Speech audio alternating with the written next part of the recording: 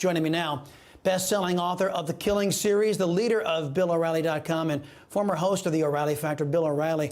Hey, Bill, it's always great to see you. Before we get to the book, Killing the Killers, I want you to address the news that is rocking the nation right now. What's your read on the leak and also the purported decision?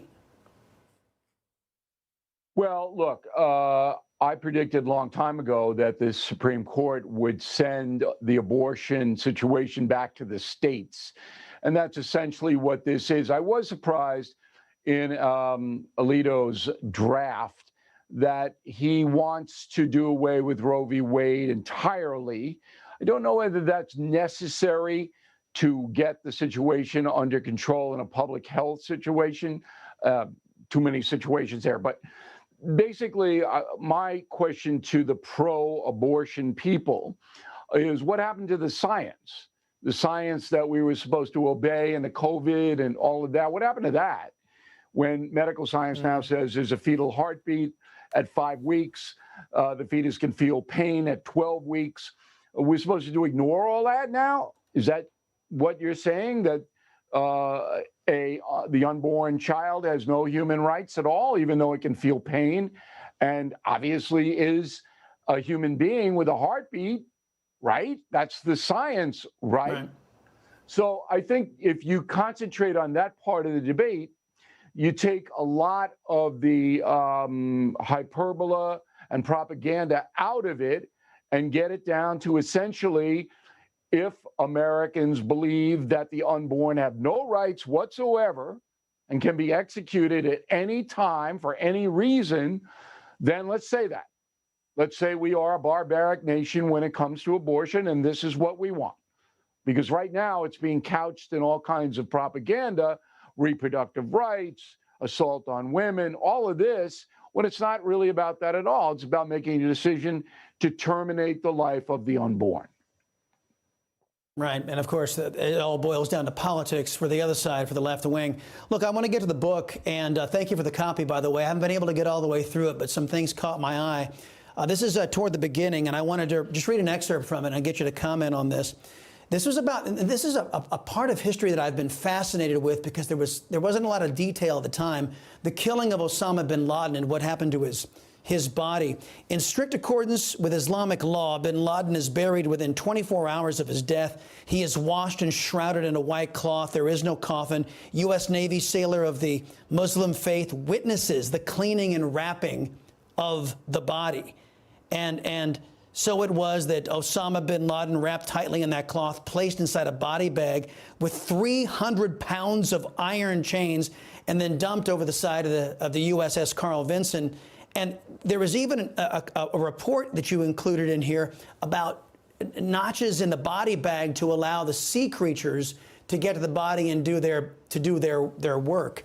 Where did you find? I never heard any of this stuff. Where did you find these accounts?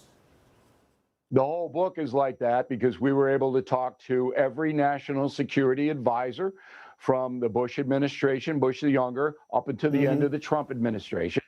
And the book is full of detail that nobody else has ever seen, which is why I wrote Killing the Killers. It's the best reporting, Chris, I've ever done in my career.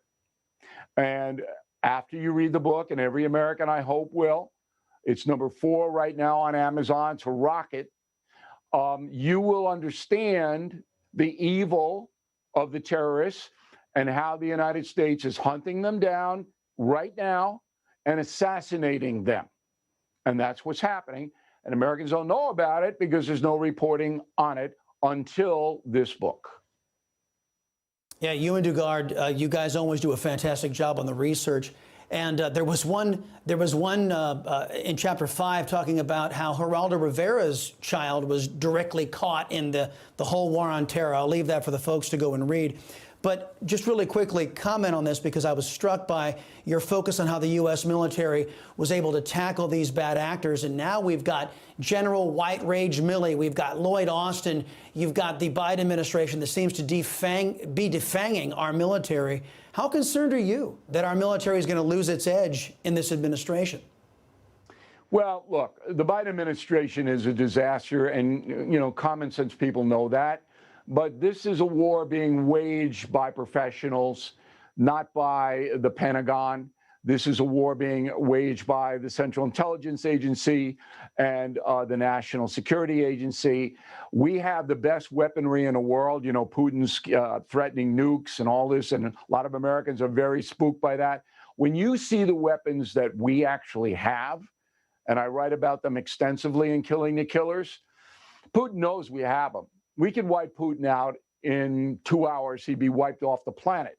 But that might lead to World War III, so we don't do it. But we have weaponry far beyond what Russia has, far beyond what China has. And that weaponry is being used to destroy the terrorists, the jihad, right this minute, Chris. So I'm not worried about, you know, bureaucracy in the Pentagon. I know that the real professionals who protect this country throughout all the administrations, they're in place.